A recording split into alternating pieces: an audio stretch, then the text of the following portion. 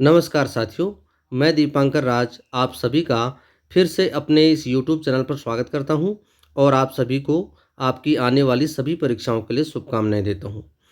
जैसा कि आप सब जानते हैं कि कोरोना काल चल रहा है तथा कोरोना की दूसरी लहर वर्तमान में चल रही है और जिससे कई लोग संक्रमित हो चुके हैं और इस बार ये लहर जो है ये ज़्यादा हानिकारक हो रही है क्योंकि डेथ रेट जो है मृत्यु दर वो बढ़ रही है।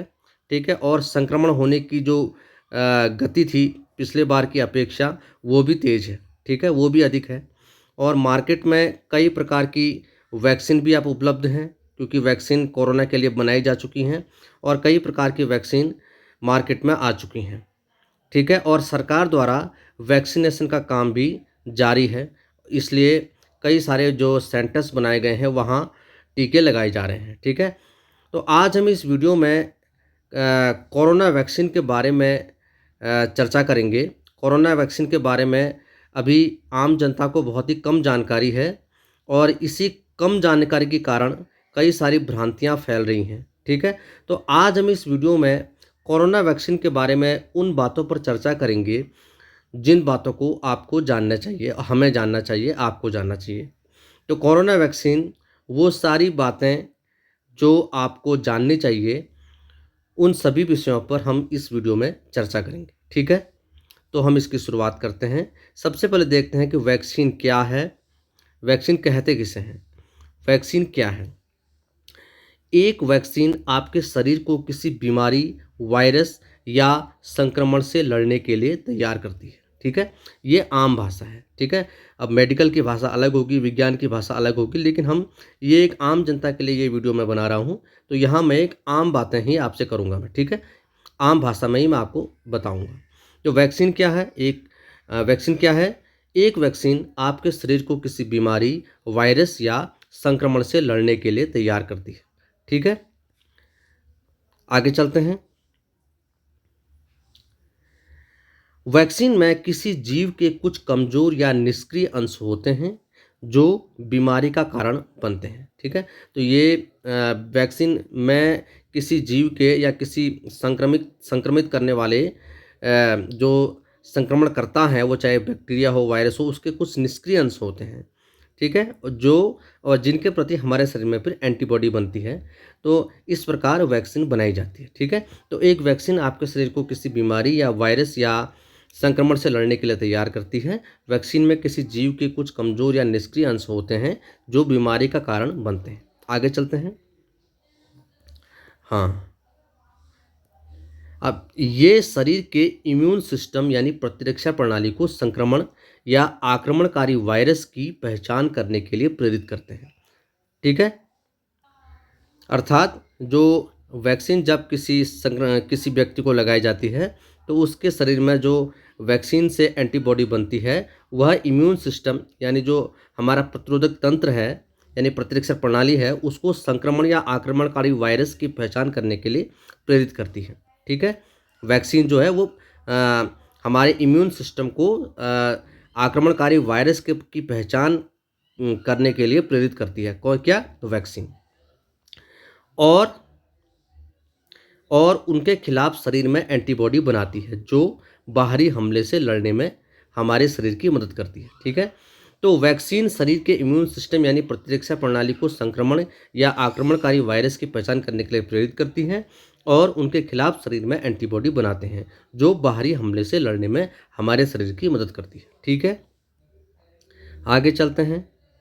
हाँ, अब देखिए, क्या वैक्सीन का कोई साइड इफ़ेक्ट हो सकता है? ठीक है, इस पर भी हमें चर्चा करनी चाहिए क्योंकि ऐसी कई सारी भ्रांतियाँ फैल रही हैं। क्या वैक्सीन का कोई साइड इफ़ेक्ट हो सकता है?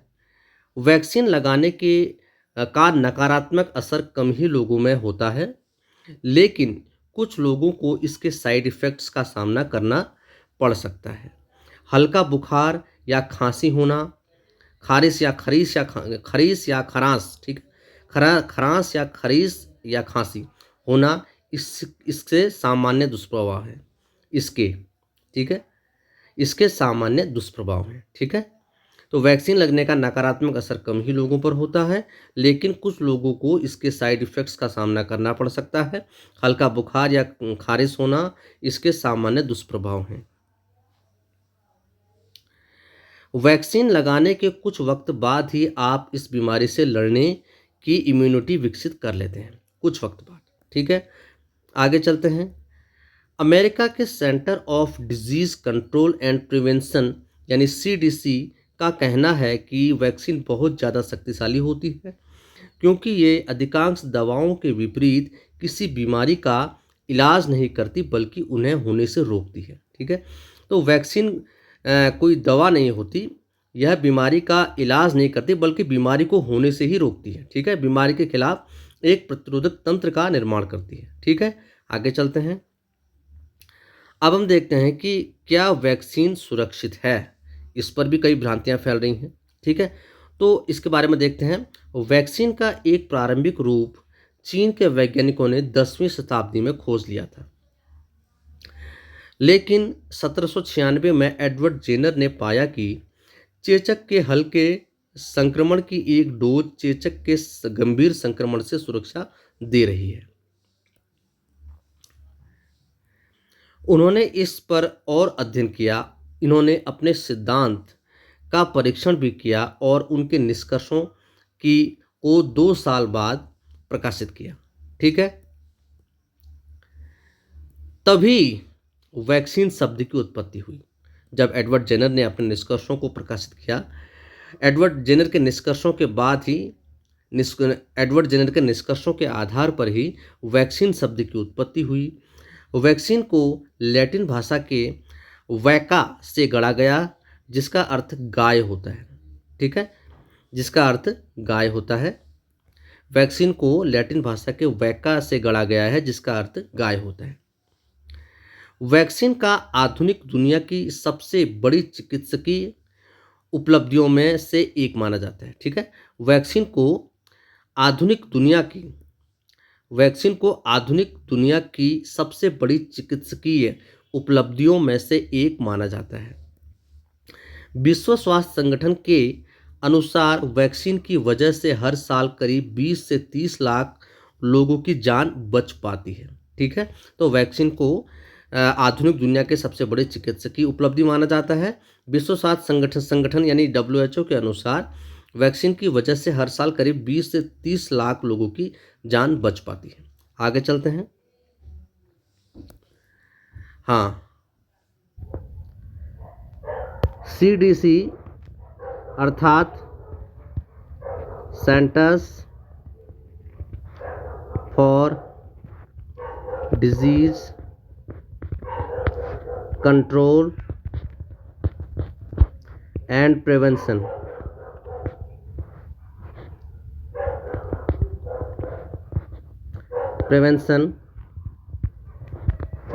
देखो, centres for disease control and prevention यानी CDC का कहना है कि बाजार में लाए जाने से पहले वैक्सीन की गंभीरता से जांच की जाती है। पहले प्रयोगशालाओं में और फिर जानवरों पर इसका परीक्षण किया जाता है। इसके बाद ही मनुष्यों पर वैक्सीन का ट्रायल होता है। ठीक है, अधिकांश देशों में स्थानीय दवा नियामकों से अनुमति मिलने के बाद ही लोगों को वैक्सीन लगाई जाती है।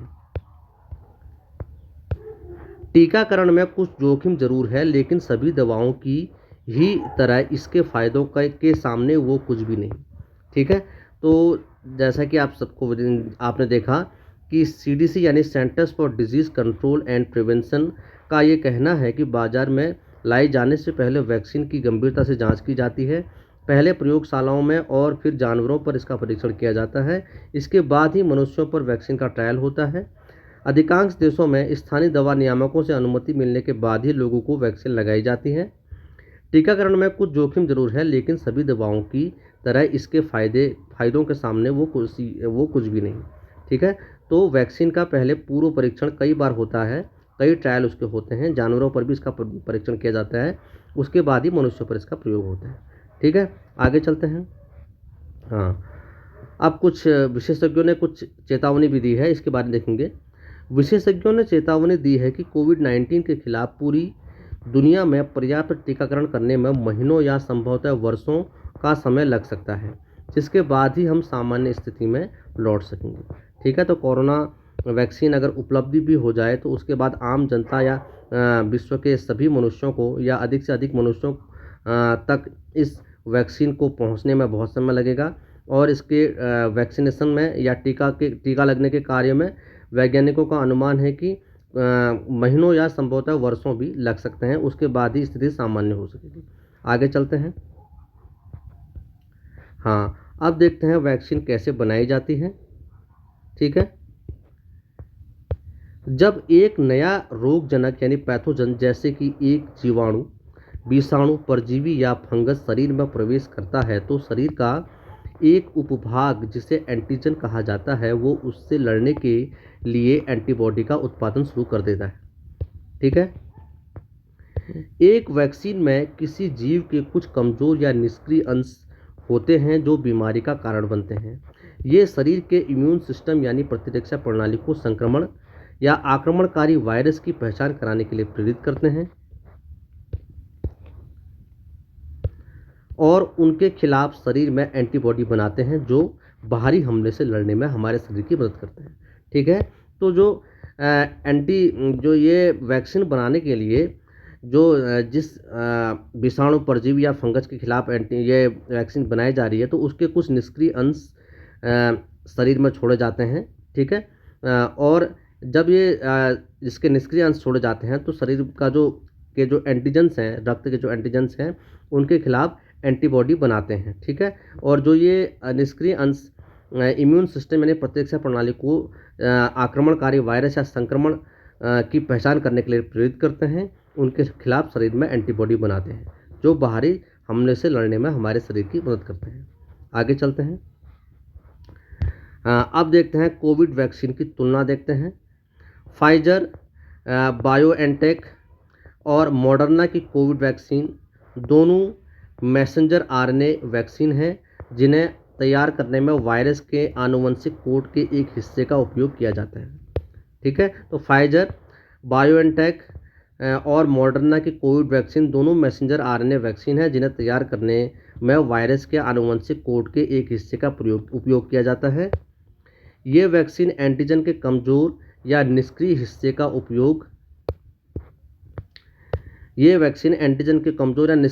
उपयोग करने के बजाय शरीर के सेल्स को सिखाते हैं कि वायरस की सतह पर पाए जाने वाला स्पाइक प्रोटीन कैसे बनाएं जिसकी वजह से कोविड-19 होता है। ठीक है, तो जो ये वैक्सीन है, जो वायरस के शरीर पर स्पाइक प्रोटीन होता है उसको हम कैसे बनाएं कि वो वैक्सीन वो स्पाइक प्रोटीन उसका विरोध कर सके, तो ये शरीर के सेल्स को सिखाते हैं। ठीक है, जिससे कोविड-19 होता है। आगे चलते हैं। अब देखिए,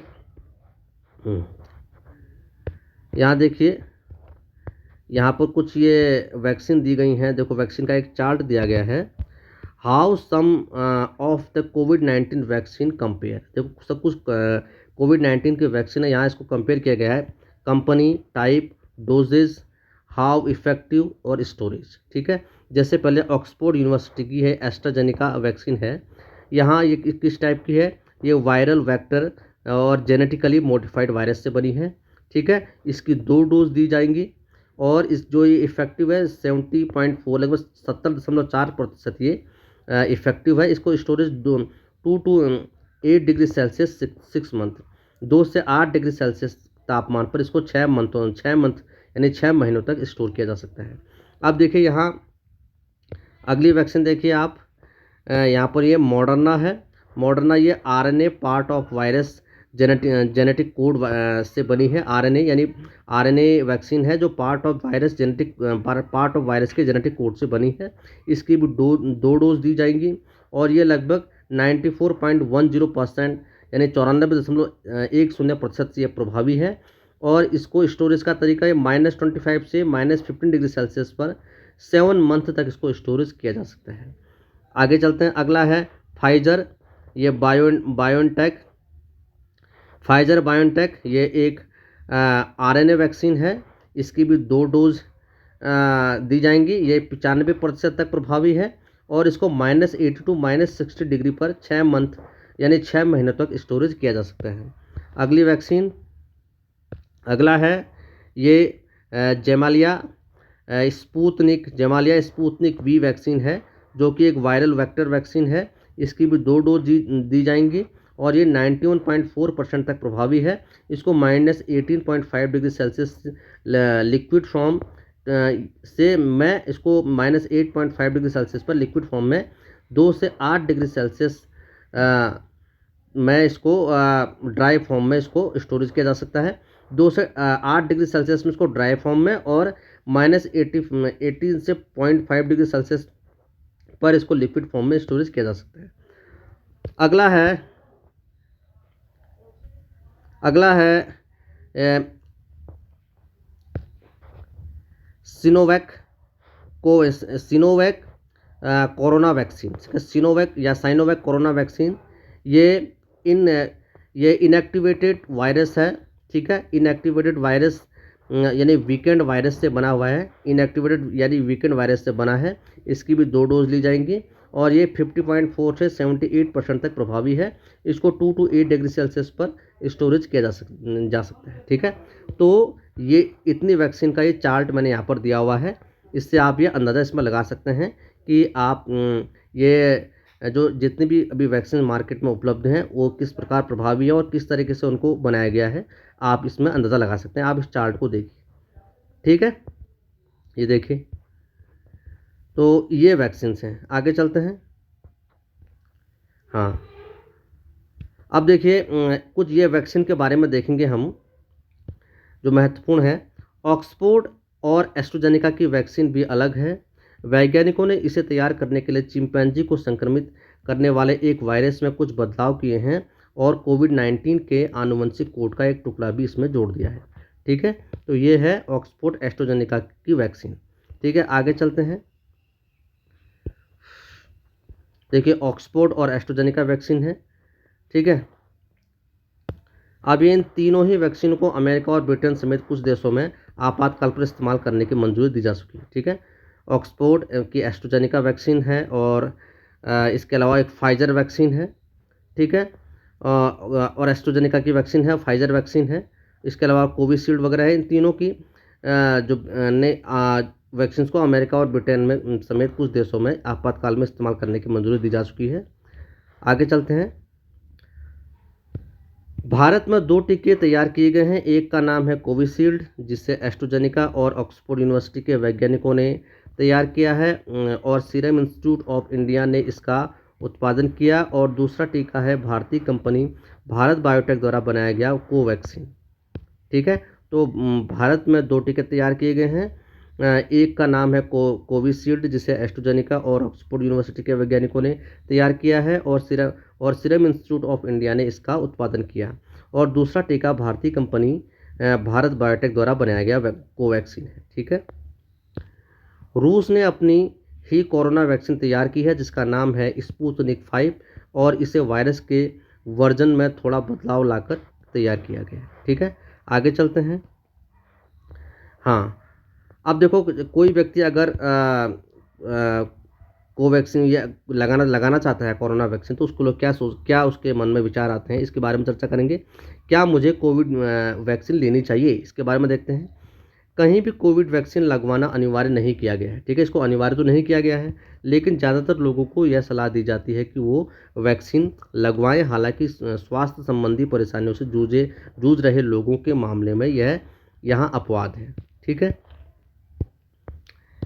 सीडीसी का कहना है कि वैक्सीन न सिर्फ कोविड-19 से सुरक्षा देती है, बल्कि दूसरों को भी सुरक्षित करती है। इसके अलावा सीडीसी टीकाकरण को महामारी से बाहर निकालने का सबसे महत्वपूर्ण जरिया बताती है।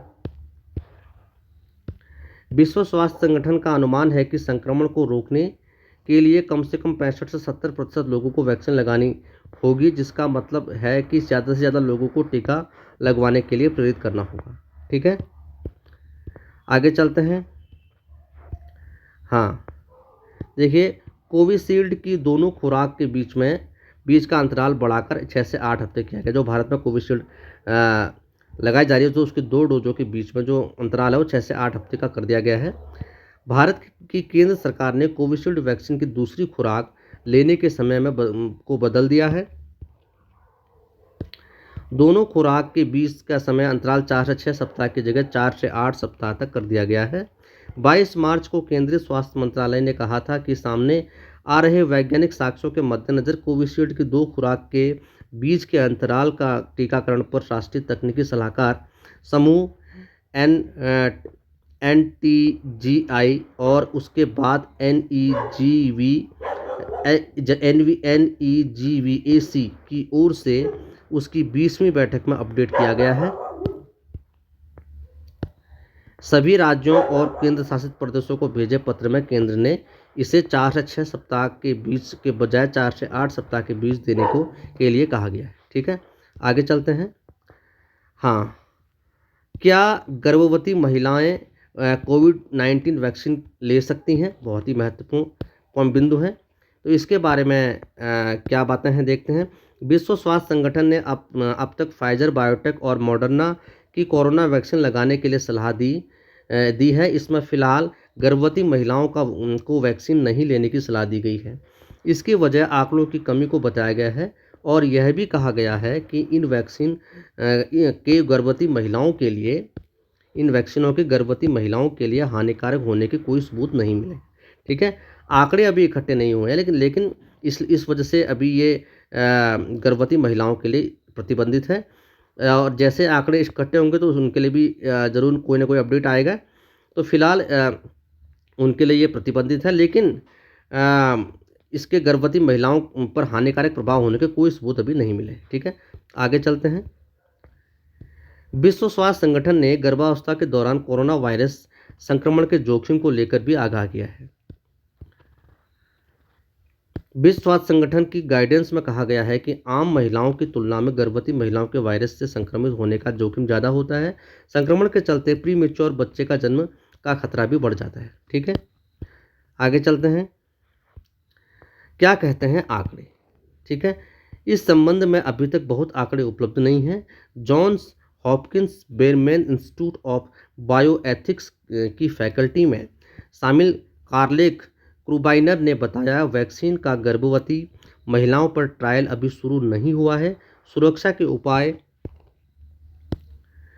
और वैक्सीन के बेहतर प्रभाव के भरोसे के बाद भी अभी यह नहीं हुआ है। ठीक है, हालांकि इस बात के कोई सबूत नहीं है कि वैक्सीन से गर्भवती महिलाओं और स्तनपान कराने वाली महिलाओं को कोई जोखिम है, लेकिन अभी तक इसको लेकर कोई अध्ययन नहीं किया गया है। ठीक है, तो इतनी बातें हमने यहाँ डिस्कस की है कोरोना वैक्सीन के बारे में। मुझे उम्मीद है कि ये आपके लिए लाभकारी होंगी। जो लोग कोवैक्सीन लगाने जा रहे हैं, ठीक है, तो वो लोग जिन लोगों ने रजिस्ट्रेशन करवाया हुआ है, या जो लोग कोवैक्सीन या टीकाकरण के लिए जा रहे हैं, तो उनको जाने से पहले ये वीडियो देखना चाहिए, उसके बाद ही कोई कदम उठाना चाहिए। लेकिन इसके कोई नकारात्मक प्रभाव न होना बहुत ही कम देखा गया है। ठीक है, तो अगर आपको इस वीडियो से कोई भी फ़ायदा होता है, ठीक है, तो आप इसे अपने दूसरे लोगों को भी शेयर कीजिए। इसमें मैंने लगभग उन सभी भ्रांतियों को दूर करने की कोशिश की है जो आजकल फैल रही हैं। ठीक है, मैंने यहाँ जो ये डेटा लिए हैं, ये मैंने प्रमाणित वेबसाइट से लिए हैं। ठीक है, तो आप इस पर भरोसा कर सकते हैं। ठीक है, तो अगर आपको ये वीडियो अच्छा लगता है और लोग आप चाहते हैं कि दूसरे लोग भी इस बारे में जानें, तो इसे अधिक से अधिक शेयर कीजिए, लाइक कीजिए और मेरे चैनल को सब्सक्राइब कीजिए। ठीक है, ताकि मैं जो भी वीडियो अपलोड करूँ वो आप तक तुरंत पहुँचे। ठीक है, इस कोरोना काल में सुरक्षित रहिए, घर पर रहिए और वैक्सीनेशन अगर करवाने जा रहे हैं तो इस वीडियो को देखना आपके लिए बहुत लाभकारी सिद्ध होगा। ठीक है, तो बाकी की बातें मैं आपको अगले वीडियो में बताऊंगा। तब तक के लिए सुरक्षित रहिए, जहां भी हैं आप सुरक्षित रहिए, ट्रैवल मत कीजिए और भीड़ भाड़ से भरी स्थानों पर से बचिए। ठीक है, बहुत बहुत धन्यवाद आपका, थैंक यू।